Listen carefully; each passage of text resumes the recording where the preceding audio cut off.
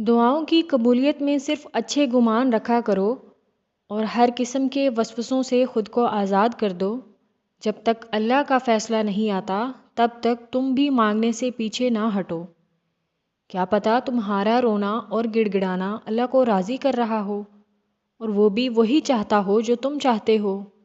بالکل ممکن ہے کہ قبولیت کا وقت کچھ ہی دیری کے فاصلے پر ہو اور تمہارا یقین اور صبر اس فاصلے کو سمیٹنے والے ہوں۔ تو پھر چھوڑ دو ناممکن کے قصے اور صرف لفظ ممکن کو ذہن نشین کر لو، کیونکہ اللہ کے لیے سب ممکن ہے اگر وہ ممکن کرنا چاہے، اور اس کی چاہت کس طرح حاصل کرنی ہے یہ تم بخوبی جانتے ہو۔ اللہ محبت سے انہی کو سنتا ہے جو اسے یقین اور مان سے پکارتے ہیں، وہ یقین جو ہر شک اور مایوسی سے پاک ہو۔ وہ انہیں کبھی خالی نہیں لوٹاتا جو اسے منانے میں ہر حد تک چلے جاتے ہیں۔ جب وہ کسی کو سجدوں میں رونا سکھا دے تو پھر ان آنسوؤں کی لاج رکھتا ہے۔ جب وہ کسی بندے کو تہجد تک لاتا ہے تو اس پر ہر سفر آسان فرما دیتا ہے، اور پھر ہر وہ کام جو ناممکن نظر آئے اس کے کن سے مکمل کر دیا جاتا ہے۔ ہاتھوں کا اٹھ جانا یا سر کا جھک جانا کبھی بھی ہمارے بس میں نہیں ہوتا۔ ہم اللہ کو کبھی نہیں چنتے، اللہ ہمیں چنتا ہے، پھر چاہے وہ ہمیں صرف لڑکھڑانے پر چن لے یا کوئی زوردار ٹھوکر کھا کر زمین پر منہ کے بل گرنے کے بعد، پھر چاہے وہ خوشی کے آنسوؤں میں چن لے یا درد کے ایک لمبے سفر کے بعد۔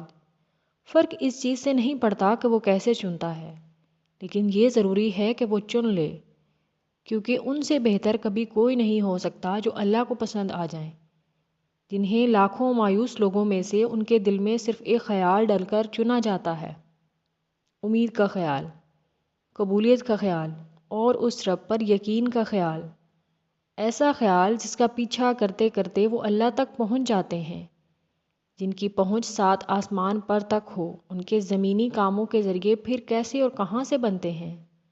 یہ خیال بڑے بڑے عقل والوں کی سمجھ سے بھی باہر ہے، کیونکہ وہ ممکن اور ناممکن کی جنگ میں الجھ کر ہار جیت کا فیصلہ خود سنا دیتے ہیں۔ صرف بھوک کاٹنے سے تو روزے مکمل نہیں ہوتے، آپ کو اپنے ان اعمال کو بھی اپنی عادات سے کاٹنا ہوگا جو اللہ کو پسند نہیں ہیں۔ اور اللہ کو کون سی عادات پسند نہیں ہیں؟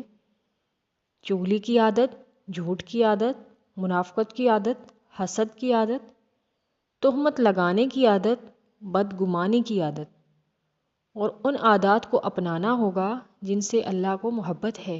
اللہ کو کن سے محبت ہے؟ اخلاق والوں سے، شکر والوں سے، صبر کرنے والوں سے، اللہ کا خوف رکھنے والوں سے۔ سارا دن بھوکے پیٹ بستر پہ سو کر آپ اللہ پہ احسان نہیں کرتے، اور نہ ہی اللہ کو آپ کے اس احسان کی ضرورت ہے، لیکن آپ کو اس کے احسان کی ضرورت ضرور ہے، اس لیے آپ نے ہر ممکن کوشش کرنی ہے اپنے اللہ کو راضی کرنے کی۔ اور اللہ کن سے راضی ہوتا ہے؟ اللہ ان سے راضی ہوتا ہے جو اللہ کو کثرت سے یاد کرتے ہیں۔ اور اللہ کو کثرت سے یاد کرنے کا سب سے بہترین طریقہ کیا ہے؟ نماز۔